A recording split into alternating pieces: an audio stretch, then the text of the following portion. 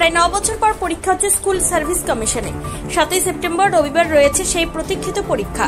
নবম ও দশমের নিয়োগ পরীক্ষা রয়েছে এদিন। তার আগে পরীক্ষার্থীদের উদ্দেশ্যে সব তথ্য জানানো হলো এসএসসির তরফে। শনিবার এসএসসির চেয়ারম্যান সিদ্ধার্থ মজুমদার সাংবাদিক বৈঠক করে জানালেন পরীক্ষা নিরাপত্তা বজায় রাখতে কি করছে এসএসসি। আহ্বান করেছি, আজকে আমাদের একটা পরীক্ষা আছে এবং গুরুত্বপূর্ণ পরীক্ষা, সে বিষয়ে কিছু তথ্য অবশ্যই জানানো দরকার সংবাদ মাধ্যমকে এবং বিশেষ করে যারা পরীক্ষার্থী তাদের তো বটেই। কারণ অনেক সময় আমরা অনেক কিছু হয়তো ওয়েবসাইটে দিই নোটিফিকেশান, কিন্তু সেটা হয়তো সবাই ঠিক করে দেখেন না, ফলে আপনাদের মাধ্যমে অনেক তথ্য যায়।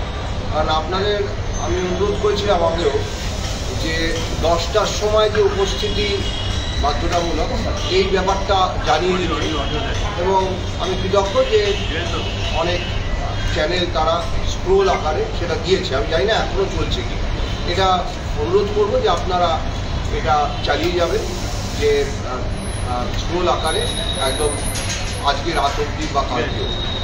আর আজকে আমাদের সাংবাদিক সম্মেলনে এই কথাটা আবার করে বলে দিচ্ছি যে যেহেতু আমাদের অ্যাডমিট কার্ডে প্রাথমিকভাবে লেখা ছিল যে 11টার মধ্যে উপস্থিতি, আর তারপরে আমরা সিদ্ধান্ত নিলাম যে আরেকটু এগিয়ে দেওয়া দরকার, কারণ নিরাপত্তাজনিত যে তল্লাশি হয় তার জন্য আরও সময় লাগতে পারে, সেজন্য 10টার সময় উপস্থিতি। এটা আমরা প্রত্যেক পরীক্ষার্থীকে অনুরোধ করছি এবং আপনাদের মাধ্যমে সে অনুরোধ আশা করি তারা পেয়ে যাবেন, আমার বার্তা পৌঁছে যাবে। তা এটা একটা খুব গুরুত্বপূর্ণ দিক। মোট পরীক্ষার্থীর সংখ্যা আপনাদের আগেও বলেছি আমি, দুটো পরীক্ষা মিলিয়ে 5,65,000-এর মতো। তার মধ্যে 3,19,919 এই সংখ্যাটা হচ্ছে আগামীকাল যে পরীক্ষাটা হতে চলেছে।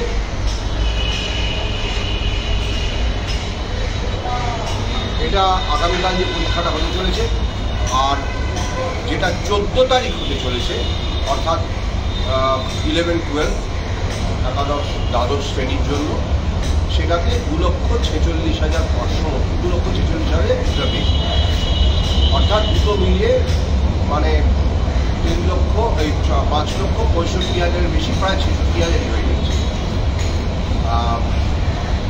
এটা গেল পরীক্ষার্থীর সংখ্যা। কালকে মোট যে পরীক্ষা কেন্দ্র আছে সেটা 636টি কেন্দ্র, এটা আমি আগেও বলেছি, এবং 14 তারিখে 478টি কেন্দ্র।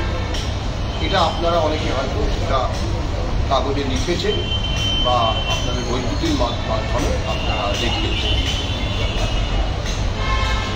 এটা গেল পরীক্ষা কেন্দ্র।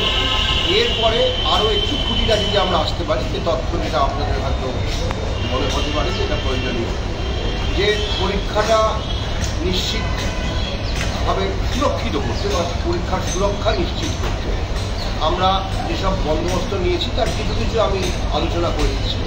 সেটা হচ্ছে যে ওই যে প্রথমেই বললাম, যেটা 10টার সময় অর্থাৎ একটা প্রাথমিক তল্লাশি করেই ভেতরে তারা প্রবেশ করতে পারবে পরীক্ষার্থীরা, এবং সেটা কোনো রকম মানে প্রত্যেকে যেটা নিয়ে যেতে পারবেন সেটা হচ্ছে একটি স্বচ্ছ পেন। যদিও আমরা প্রত্যেক পরীক্ষার্থীর জন্য পেনের বন্দোবস্ত রেখেছি, এমন নয় যে তার পেনটা যদি অনুপযুক্ত হয় তাহলে তিনি পরীক্ষা দিতে পারবেন না। প্রত্যেক পরীক্ষার্থীর জন্য আমরা পেনের বন্দোবস্ত আমাদের পরীক্ষা কেন্দ্রগুলিতে থাকবে, অর্থাৎ একটি পরীক্ষা কেন্দ্রে যদি 500 পরীক্ষার্থী থাকেন 500টি পেন সেখানে পাঠানো আছে। সেদিক থেকে পরীক্ষার্থীর অসুবিধার কোনো কারণ ঘটবে না। তাকে অবশ্যই তার অ্যাডমিট কার্ডটি নিয়ে যেতে হবে।